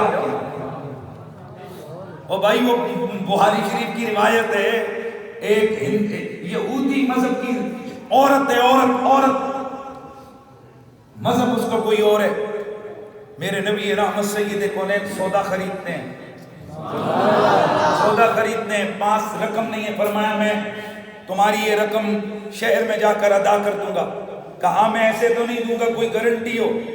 اسی کے قبیلے کی سردارنی اندر خیمے کے اندر بیٹھ کر حضور کے جلووں کو دیکھ رہی تھی، اندر سے تاجر سے کہتی ہے جا میں گارنٹی دیتی ہوں تجھے یہ واپس کر دیں گے۔ جب میرے حضور چل پڑے، واپس آئے، میرے آقا واپس تشریف لائے، تاجر کہنے لگا جانتی ہے یہ کون ہے؟ کہا میں تو نہیں جانتی۔ کہا اتنی ذمہ داری کیسے لے لی، اتنا مہنگا سودا ہے، وہ رقم نہ دیں۔ اس نے کہا اللہ کی قسم ان وجہہ لیس کوجہ الکاذب، میں نے ساری زندگی لوگوں میں گزاری ہے، جھوٹوں کا چہرہ ایسا نہیں ہوتا، ایسا ان وجہہ لیس کوجہ الکاذب، اس کا چہرہ جھوٹوں جیسا نہیں، اس کا چہرہ سچوں جیسا ہے، جھوٹوں کے ایسے چہرے نہیں ہوتے۔ اور جب میرے مصطفیٰ وہ رقم واپس لے کر گئے، اس نے خواہش کا اظہار کیا کہ مجھ سے ملاقات کریں۔ میرے نبی نے ایک لمحے ثانیے رک کر فرمایا جب میں جھوٹا نہیں تو میرا پیغام بھی سچا ہے، پڑھ لینا لا الہ الا اللہ۔ 70,000 پردوں کے پیچھے جس چہرے کے حسن کا رنگ یہ ہے کہ وہ رات کے تاریکی میں اندھیرے کمرے میں مسکرا پڑے، اجالا ہو جائے، اندھیری مسجد میں آ جائیں، صحابہ کہتے ہیں جیسے چراغ جل گیا ہو۔ وہ 70,000 پردوں کے پیچھے اس محمد عربی کے اور ان کے حسن کا یہ رنگ ہے، اگر وہ پردے اٹھ جاتے تو پھر کائنات میں کیا ہوتا؟ خدا کی غیرت نے داد رکھے ہیں تجھی پہ ستر ہزار پردے، جہاں میں لاکھوں ہی دور بنتے، جہاں میں لاکھوں ہی دور بنتے، جو اٹھتا ایک بھی حجاب تیرا۔ میرا نبی حسینوں کا بادشاہ ہے، اونچا حسینوں کا بادشاہ ہے۔ میرے سیدی اعلیٰ حضرت عظیم البرکت امام اہل سنت کے سامنے بھی یہ رنگ آیا، یہ سوال آ گیا نا کہ جناب ان عورتوں نے نا اپنے ہاتھ کاٹ دیے تھے اس نے یوسف کو دیکھ کر، تو حضور کے لیے یہ نہیں ہوا۔ آپ نے فرمایا کیوں نہیں ہوا؟ اس نے یوسف پہ کٹی ہیں مصر میں انگشت زنا، تیرے نام پہ گردنیں کٹاتے ہیں مردان عرب۔ کس نے کہا ہے؟ وہاں تو عورتوں نے بے خیالی میں کٹ گئیں، کٹی انگشت زنا، کٹ گئی۔ وہاں جلوہ سامنے تھا، وہاں حسن پہ پردہ تھا، عورتیں تھیں، وہ بھی مصر کی عورتیں تھیں، ہاں انگشت کٹ گئیں، انگلیاں کٹ گئیں۔ یا رسول اللہ آپ کا حسن تو حسن، صدیاں بیت گئیں، آپ کے نام پر عرب کے جوان گردنیں کٹا گئے۔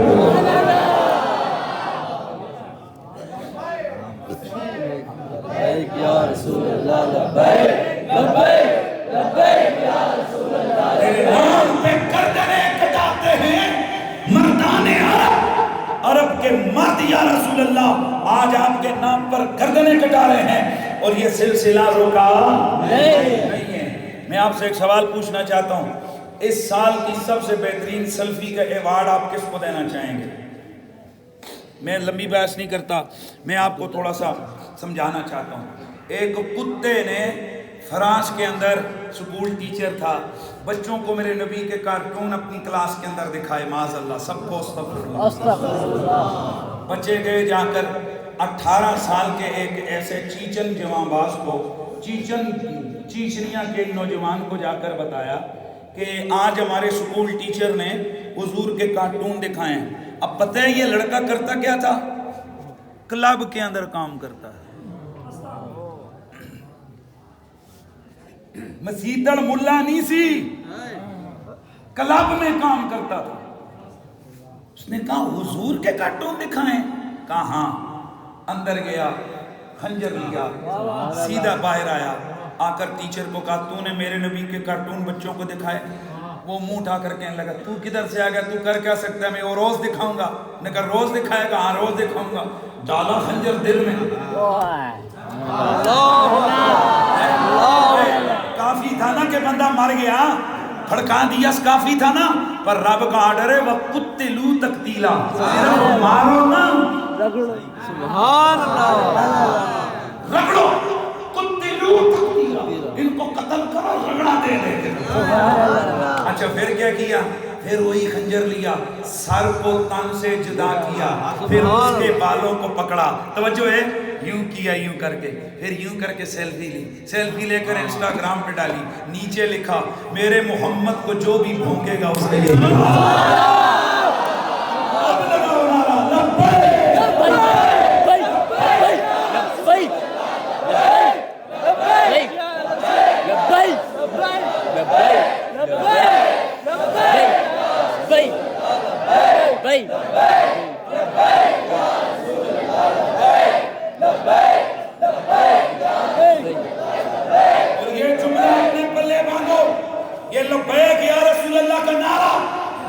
سیاسی نعرہ نہیں ہے اور نہیں یہ کسی سیاسی جماعت کا نعرہ ہے۔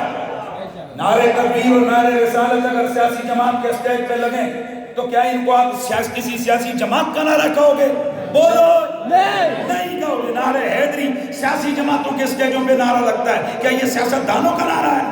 جس طرح یہ نعرے سیاستدانوں کے نہیں، اسی طرح لبیک یا رسول اللہ یہ صحابہ کا نعرہ ہے، یہ امت کے غیرت مندوں کا نعرہ ہے، یہ محمد کی آل کا نعرہ ہے، یہ مولا علی کا نعرہ ہے، یہ جابر بن عبداللہ کا نعرہ ہے، یہ حضرت عبداللہ بن مسعود کا نعرہ ہے، یہ جناب جعفر طیار کا نعرہ ہے، یہ میرے نبی کے یاروں کا نعرہ ہے، یہ محمد کے پیاروں کا نعرہ ہے۔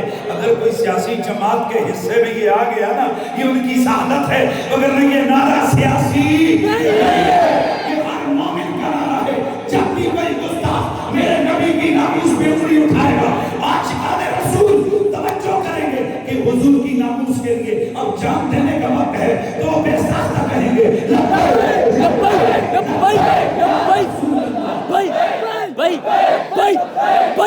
لبیک لبیک لبیک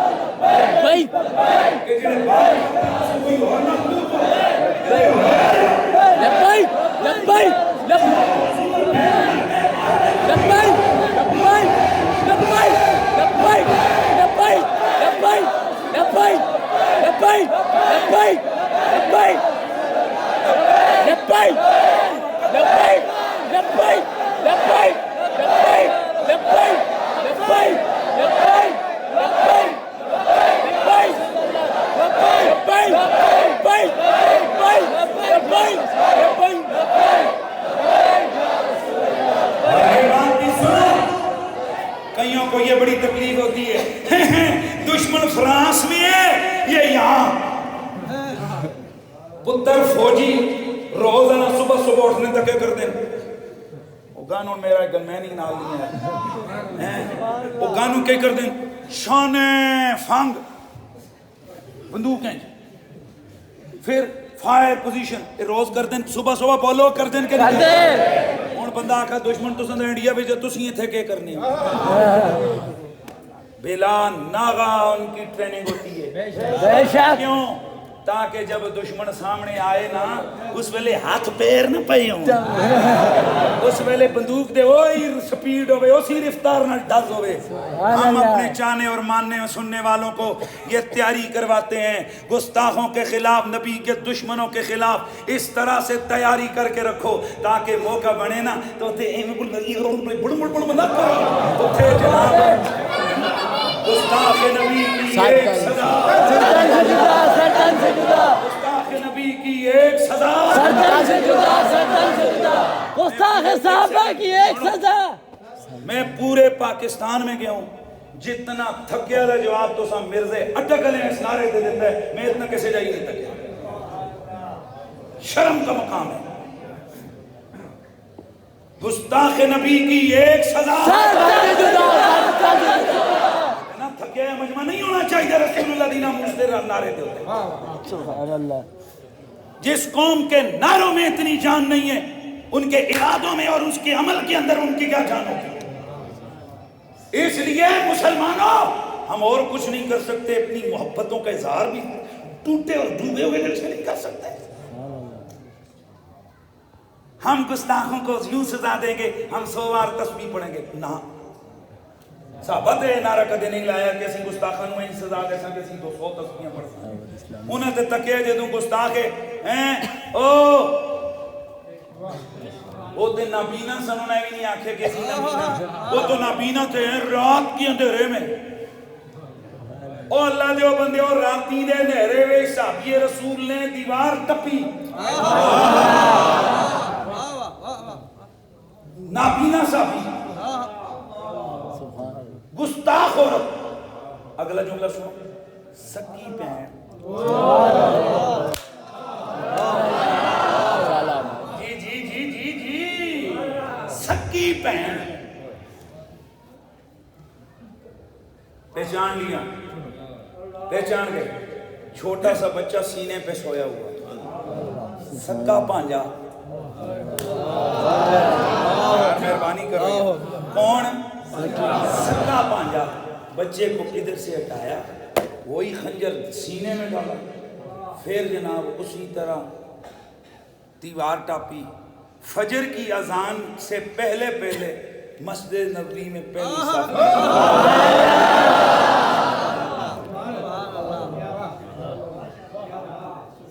عذر تو تھا جی میں نبینا تے اکھیاں لیاں دا کام میں، پر عشق اے عذراں نہیں کردا۔ عشق میں یہ عذر بازیاں اور دگڑ بازیاں نہیں ہوتی ہیں، عشق عشق ہوتا ہے۔ وہ موقع نہیں دیکھتا، وہ مرحلہ نہیں دیکھتا، وہ دولت پیسے نہیں دیکھتا۔ بے خطر آتش نمرود میں کود پڑا سبحان اللہ۔ ہاں یہ عشق جو ہوتا ہے یہ بندے کو بے قابو کر دیتا ہے۔ کیسے دنیا کے آپ کا محبوب ہے کوئی، اس پہ کوئی انگلی اٹھایا مارنے کو تیار ہو جاتے ہو۔ اور مجھے یہ بھی کہنا ہے آج بڑا عجیب و غریب ہمارے مسلک کے اندر تربیتوں کا سلسلہ شروع ہے۔ اپنے پیر کے خلاف بات سننے کو تیار نہیں ہے اور نبی کے گستاخوں کے خلاف بولنے کو تیار نہیں ہے، اور تم نے اپنے پیر کو نبوت کا درجہ دے دیا ہے کہ پیر کے خلاف کوئی مولوی بات کر دے تم اس کا ناطقہ بند کر دیتے ہو۔ وہاں تم سوشل میڈیا کیا سب کچھ بولتے ہو، اور نبی کے گستاخوں کے خلاف ہم مذمت کرتے ہیں یوں کہ ہم 100 بار درود پڑھیں گے۔ ایک طریقہ ہوئے نابینا صحابی ہے میرے مصطفیٰ کا، نابینا فجر کی نماز حضور کے پیچھے پڑھی، میرے نبی پاک نے فجر کی نماز سے سلام پڑھا، کیا ہے؟ پر آج صحابہ فرما رہے ہیں حضور کا چہرہ اور دنوں کی طرح نہیں تھا، آج حضور دا چہرہ بھاخرے اثر اپنی بولی آج سرکار دا چہرہ کہتے ہیں ہم سمجھ گئے آج کوئی غیر معمولی کام ہوا ہے کہ حضور اتنے خوش ہیں۔ حضور نے بالکل پیچھے سٹیٹ بیٹھے ہوئے اپنے نبینا صحابی سے فرمایا ذرا سنانا پھر کہہ کی دئی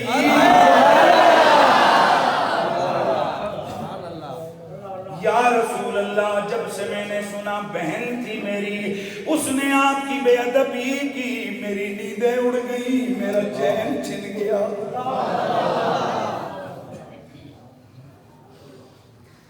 اللہ کی قسم ہے لوگوں، ہم دل کھول کے کسے بتائیں، ان فرانس کے کتوں نے ہمارا دل چھلی کیا ہوا ہے، زخمی کیا،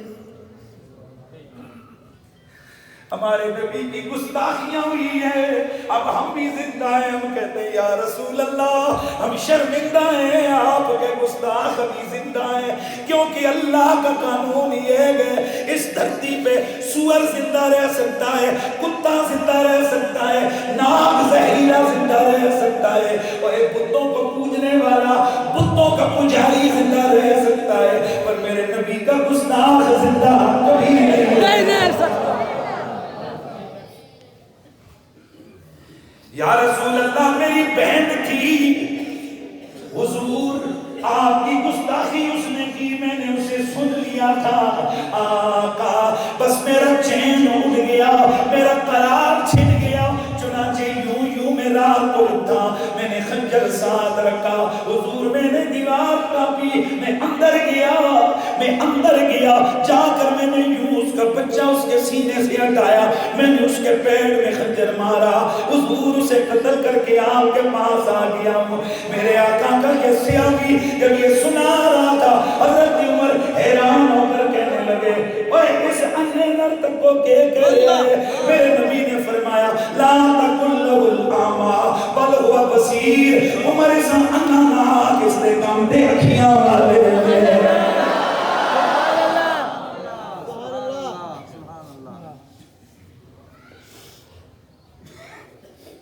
لا تقل له الاعمى ویسا انا ناکھی، عمر انا ناکھی، عمر اسے انا مت کہو بل ہوا بصیر،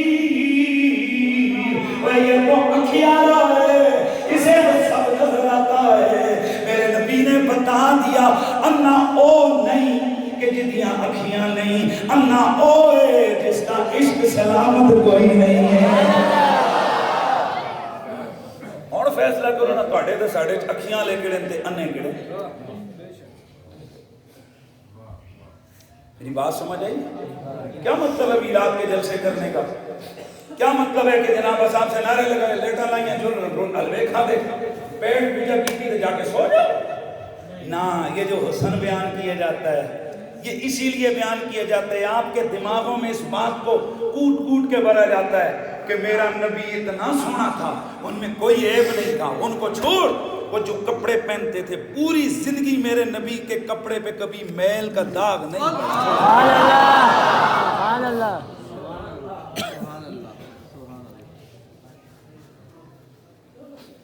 پوری زندگی میرے نبی کے کپڑے کبھی میلے نہیں ہوئے، پوری زندگی میرے نبی کے جسم پہ کبھی مکھی نہیں بیٹھی، پوری زندگی میرے نبی کے جسم پہ کبھی مچھر نہیں بیٹھا، پوری زندگی میرے حضور کے جسم کے پسینے سے بو نہیں آئی، پوری زندگی میرے نبی کی بغلوں سے کبھی بو نہیں آئی، پوری زندگی میرے مصطفیٰ کے جسم پہ کبھی میل نہیں دکھی، پوری زندگی میرے نبی کی آنکھوں میں کبھی ہٹ نہیں آئی، پوری زندگی میرے رسول میرے سید کونین میرے آقا کی ساتھ کبھی بھی کوئی عیب نہیں آیا۔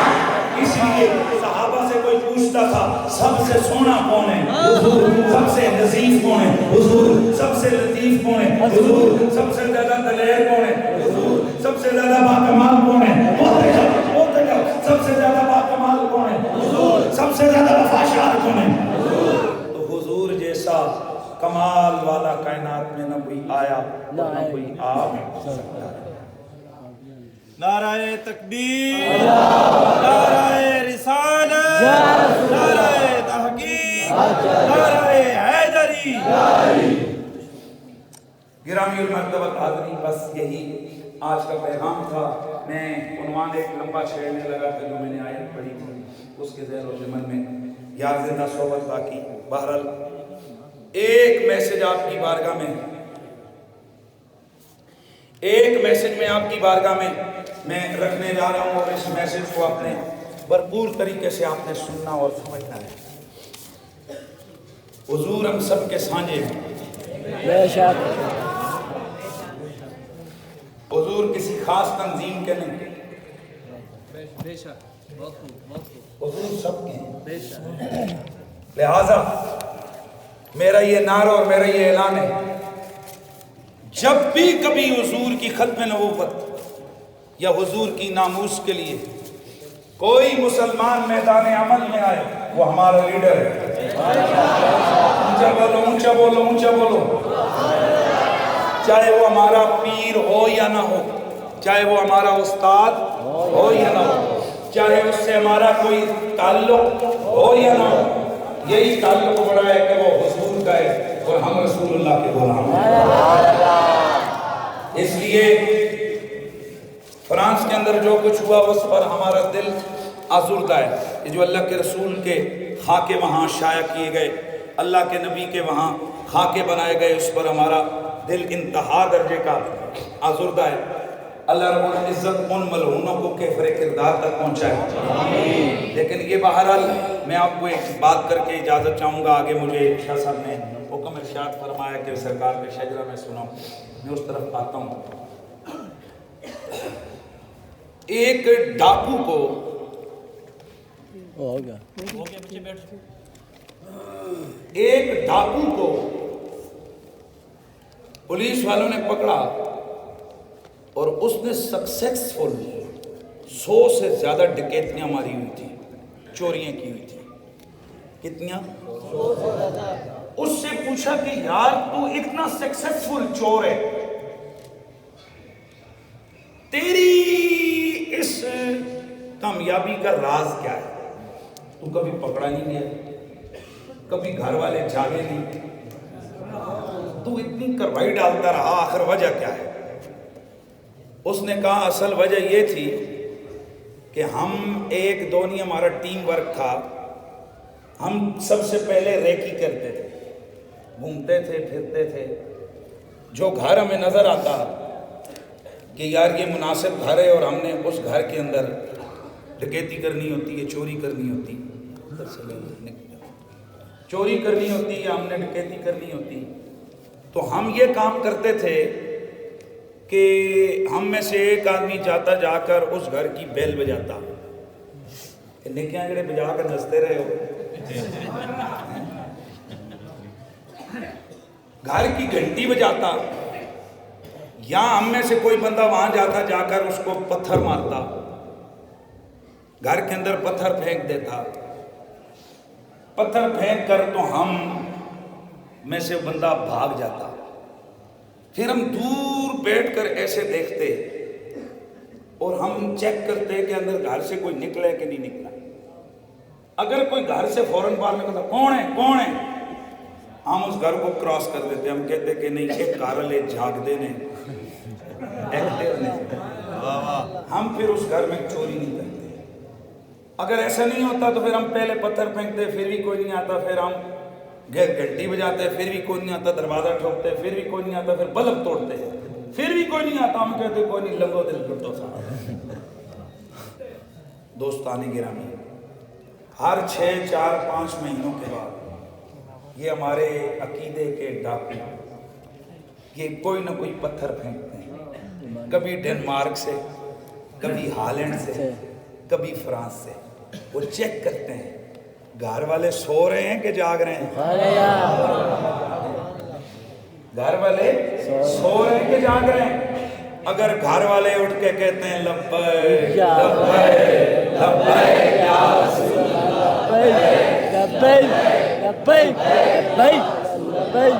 اگر گھر والے نکل جائیں میدان عمل میں اور وہ کہیں کہ رسول اللہ کے گستاخوں کو مٹائیں گے، انشاءاللہ یہ چوروں کی میٹنگ ہوتی ہے، کہتے نہیں بھائی نہیں، اجی ٹائم نہیں آیا، کارلے جاگتے پئے نہیں۔ یہ میں ان لوگوں کو سمجھانا چاہتا ہوں جو قوم کی یہ تربیت کر رہے ہیں کہ گستاخوں کا ایک حل ہے، آپ تسبیحاں زیادہ کر لیں۔ خدا کا واسطہ لوگوں کی یہ تربیت نہ کرو، تسبیحاں اپنی جگہ ضروری ہیں، پر جب کوئی گستاخی کرے نا اس وقت گھر نہ بڑھو، اس وقت باہر نکل کر کہو یا رسول اللہ آپ کے لیے ہماری جان بھی حاضر ہے، آپ کے لیے ہمارا مال بھی حاضر ہے، آپ کے لیے ہم سب حاضر ہیں۔ اور میں آپ کو اگلی بات بتاؤں، صحابہ کرام علیہ رضوان کے جس وقت کیمپ کے اندر عروہ بن مسعود ثقفی کو بھیجا، کس نے؟ مکے کے مشرکوں نے۔ جاؤ ذرا چیک کر کے محمد صلی اللہ علیہ وسلم اور ان کے ساتھیوں کی باڈی لینگویج اور ان کے حالات۔ یہ گئے، انہوں نے جا کر کیا کیا، توجہ رکھنا ہے، یہ گئے انہوں نے جا کر 3 دن گزارے صحابہ کے کیمپ میں، اور 3 دن گزارنے کے بعد یہ واپس آئے، کون؟ عروہ بن مسعود ثقفی۔ انہوں نے کہا کہ اوے ابو جہل اینڈ کمپنی، تم محمد صلی اللہ علیہ وسلم کو کبھی بھی شکست نہیں دے سکتے۔ وہ کیا ہو یار، وہ کل گئے نا ان کے پاس کھانے کو کوئی چیزیں اور کچھ اسلحہ بھی نہیں، حمل کریں گے۔ نے کہا کیوں، ریزن بتا۔ نے کہا میں حضور کے پاس گیا اور میں نے وہاں دیکھا ما تنخم النبی نخاما الا وقعت فی کف رجل منہ فدلق بها جلدہ وجہ۔ حضور کھنگار تھوک مبارک پھینکتے، وہ نیچے نہ گرتا، کوئی نہ کوئی صحابی لپک کے اس کو ہاتھوں کو اٹھا لیتا۔ وَإِذَا تَوَدَّعَ النَّبِيُّ قَعَدُوا يَقْتَتِلُونَ عَلَى وَضُوئِهِ، جب محمد وضو کرتے ہیں تو ان کے جسم سے وضو کا جو پانی لگ کے نیچے گرتا ہے وہ نیچے نہیں گرتا، صحابہ لپک کر اس کو اٹھاتے ہیں، اور اس پانی کو حاصل کرنے کے لیے یوں لگتا ہے جیسے ایک دوسرے کو قتل کر دیں گے۔ دلیل یہ ہے جو محمد کے جسم کے وضو کا پانی نیچے نہیں گرنے دیتے، وہ محمد کے خون کے قطرے گر لگے۔ لہذا تم کبھی بھی شکست نہیں دے سکتے ہو محمد صلی اللہ علیہ وسلم کو۔ دوستو ان 3 دنوں میں، جن دنوں میں عروہ بن مسعود ثقفی میرے رسول کے صحابہ کے کیمپ میں رہا، نہیں آ کر وہاں اس نے 3 دن مدینے میں گزارے، ایمان سے بتاؤ صحابہ نے تہجد نہیں پڑھے تھے؟